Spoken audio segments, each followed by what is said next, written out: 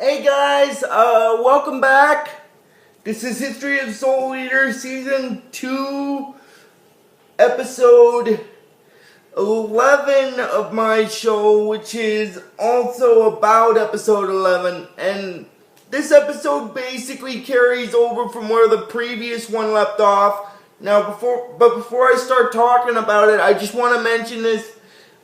As I stated in my video last week, I am going to be doing 2 videos a week from now on, like one on separate days. So I'm going to probably do my next one maybe tomorrow afternoon. Because you see, I'm watching Big Bad Beetleborg Season 1 and I'm on the last 3 episodes. So what I'll do is I'll probably finish Big Bad Beetleborg Season 1 tomorrow morning and tomorrow afternoon, if there's nothing planned, like around 1 o'clock or so, I'll probably record and upload another video. I just thought I'd get that out of the way there, and the part of the reason why I'm uploading this video so late is because I went to see another movie. I actually went to see one of those Star Trek films. It's called Star Trek Beyond, basically. It's the latest one. It's from this year, this month.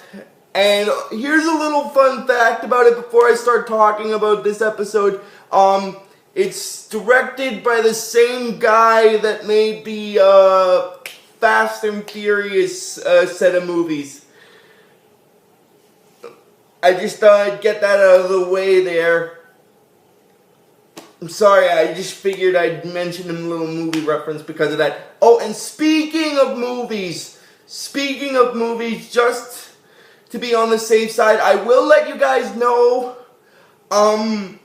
probably after I do the original Naruto segment and before I do the sequel segment, I'll do reviews for the 2 Naruto movies I have on Netflix.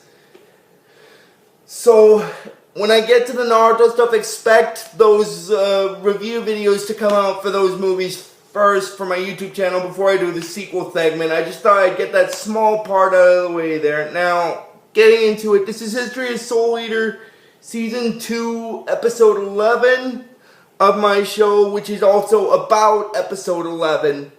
And Episode 11 in the English dub is known as The Battle of the Gods, Death City on the Verge of Collapse. And this one also carries over from where the last one left off. And because if you guys remember, I stated before I ended my previous video, I said that Black Star's sixth sense ended up working against him because he thought he cut the syringe, but he actually cut the shrine sealing the bag. And then, in the ending scene for it, the Kishin was putting its skin back on. I just thought I'd make a small reference back to that.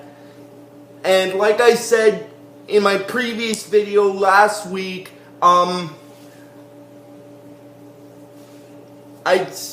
just thought I'd mention it again because where this episode starts before the actual episode and the theme music, it actually recaps what happened in the previous episode. So I just thought I'd get that out of the way one last time there.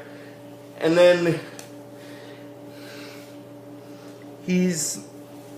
the Kishin is putting its skin back on, basically, and then Black Star's surprised that that thing is the Kishin, and the Kishin Ashura goes over toward Erica and does this screaming thing, and then Black Star basically charges at him to use his Black Star Big Wave, but that actually also works against him because of the fact that he was using the enchanted sword mode so much. It put a strain on his body, so much so that when he used the Black Star Big Wave technique,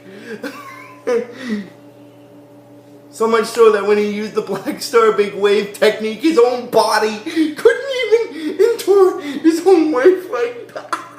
Oh my god, I am so sorry if it seems like I'm laughing about that, but that's a tiny bit funny. Oh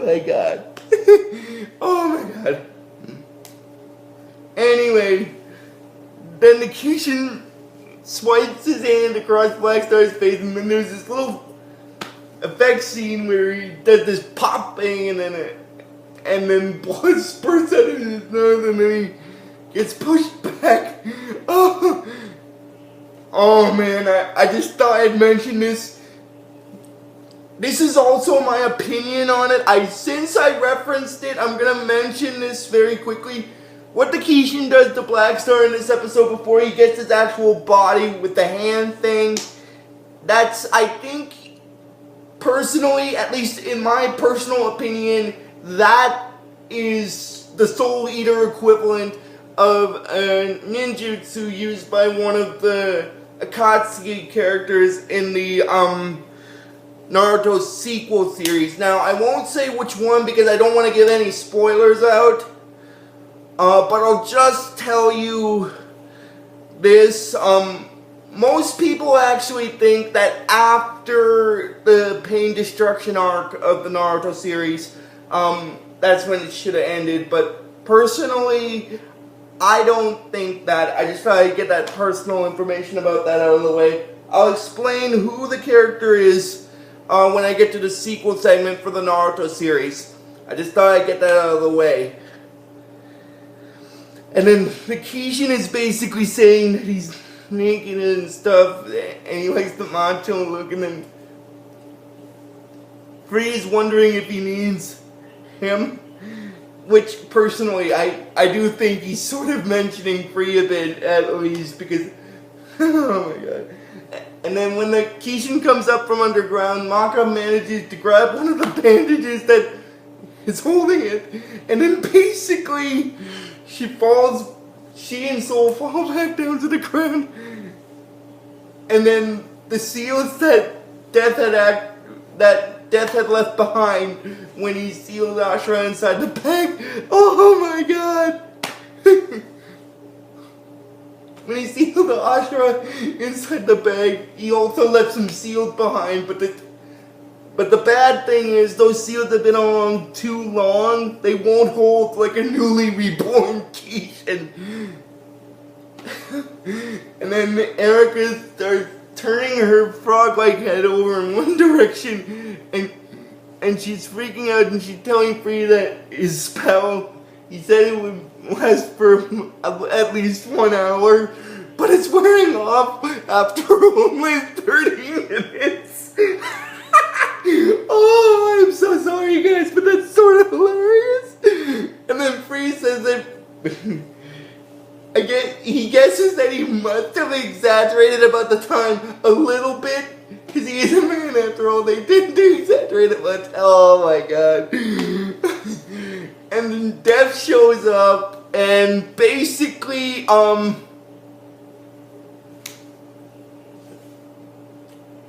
Ashura basically says hello to him, and then basically they have this little talk between each other, and then basically what happens is Ashura is actually inquiring about why his voice sounds like that, and he basically tells him that after he sealed Ashura away in a bag made of his own skin, he started the DWMA, which is a school for meisters and weapons, and apparently the old mask that he had,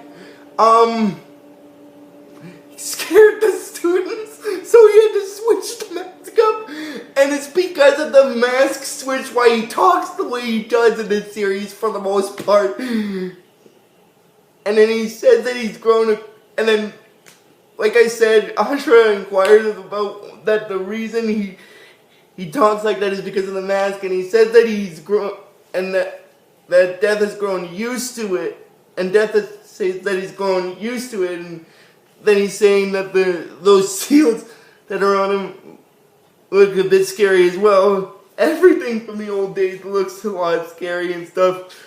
And then he tells him that he's sorry for to doing this to him right after he just woken up. But it's time for him to die again. Oh my god, that's kind of silly. Because he was going to kill him after he was revived with the black blood. I'm sorry, that's the reason why I'm laughing. Because it's sort of funny. ironic kind of way. Oh my god. I'm sorry, that's just why I'm laughing. Oh my god. I'm sorry. Anyway, then he does the Reaper chop, and then Ashura then sends some blasts toward him, and then he redirects them. Then Death manages to block them.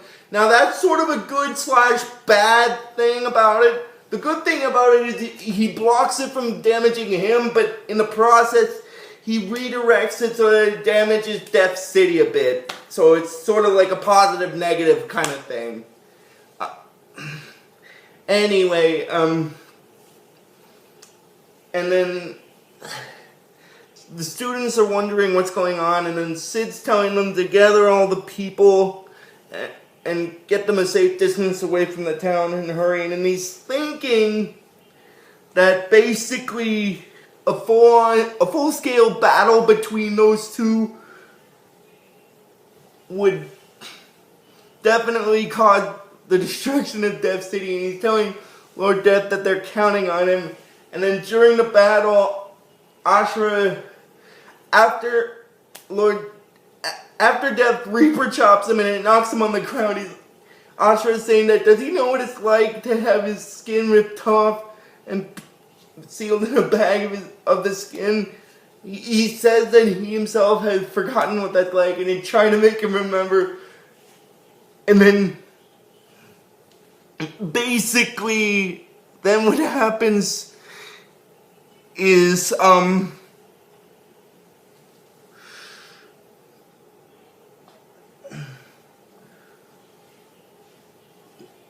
just gonna backtrack here for a little second. During the battle between Lord Death and Ashura, that's sort of how Stein is able to defeat Medusa, because she's distracted by the fact that the Kishin has been awoken, and that leaves her wide open for a split second, allowing Stein to defeat her. So I just thought I'd get that small part there out of the way, since I was getting near the end of the episode anyway. Anyway, continuing on from where I left off, Death tries to use some of his shadow things to get it to reach Ashura, but then they bounce off him. And now the reason why they do that is because apparently Ashura knew that there was a boundary with which Death's attacks couldn't reach him. Oh my god. And then he's saying that basically, he's saying, Death is saying that basically he's gonna skin Ashura alive again. Oh my god. I'm so sorry, but that's sort of a little funny. And then basically the Kishin, after their battle, goes off, says goodbye to Death, and he doubts they'll be meeting again soon, and he goes away like he's victorious. And then Death ends up on one of the balconies of the school, and then what happens is he's asking Sid to gather all the teachers and stuff. They got a lot of work ahead for them, and he's saying that, well, after Sid leaves, he's saying that the Kishin would be, to think that the Kishin would be reborn on a night like that, when the anniversary of when he founded the school to prevent more Kishins, basically. Which is sort of ironic if you think about it. It's sort of a little, tiny bit ironic. Anyway, then it goes into the morning scene, and then there's a little narrative from Death saying it's strange to say on a night like that it seems forever. That morning would eventually come, and then it shows Medusa well, this snake thing, which is, I think, Medusa's animal form. I'm guessing here. Oh, and now that I've mentioned that, in the next, like, 2 episodes, in the last 2 episodes of this season, like, in the 13th episode and in the first episode of the 3rd season,